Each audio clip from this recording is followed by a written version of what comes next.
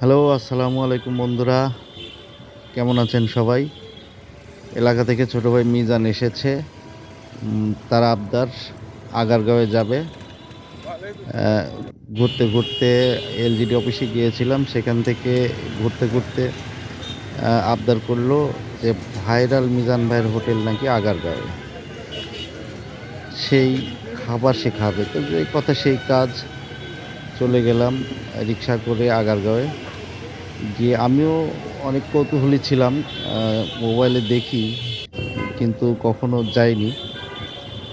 তো গেলাম, যাওয়ার পরে সেখানে যথারীতি দেখলাম অনেক মানুষের ভিড়, লাইন ধরে খাবার খেতে হচ্ছে। কনটেন্ট ক্রিয়েটরও আছে অনেক, তাদেরও ভিড়। তো ছোট ভাই মিজান ১ম এ হাত ধৌত করল। তারপরে ৳১০০ দিয়ে টিকিট সংগ্রহ করে আ যেটা দেখলাম সেটাই যে দেখতে পাচ্ছেন কিভাবে প্লেটটা পরিষ্কার করছে, কোন পানি দিয়ে প্লেটটা পরিষ্কার করছে। মানুষজন ভিড় করে এভাবেই খাচ্ছে। আসলে আমরা হুজুগে বাঙালি। তো কৌতূহলে যেহেতু খেতে গিয়েছি, অনেক ক্ষুধা লেগেছে। তারপরেও প্লেটটা নিয়ে আলাদা পরিষ্কার পানিতে ধুয়ে খেতে গিয়ে তো চোখ ছানা বড়া। আসলে মানুষ আমরা হুজুগে বাঙালি, এটাই দেখতে পাচ্ছি। দেখেন ১ পিস গরুর মাংস দিয়েছে আর ৪ পিস আলু। বাকিটুকু ঝোল শুধু। ভাত আপনি ইচ্ছামতো খেতে পারবেন।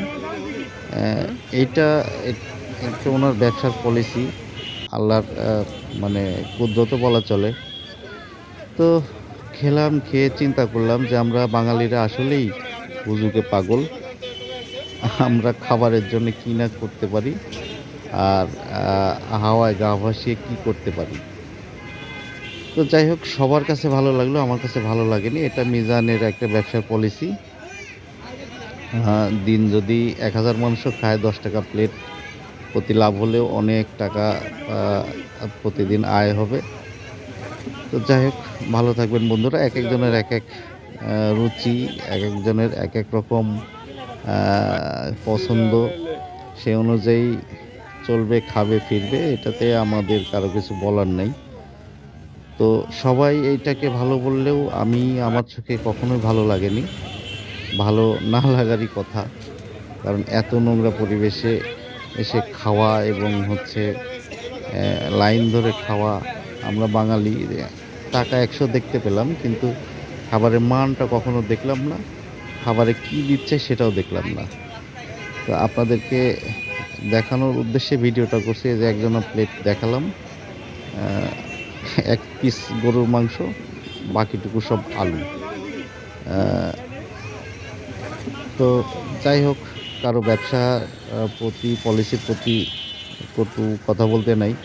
যে যার মতো চলবে, খাবে, ফিরবে, যার রুচি হয় খাবে। সবাই ভালো থাকবেন। আসসালামু আলাইকুম।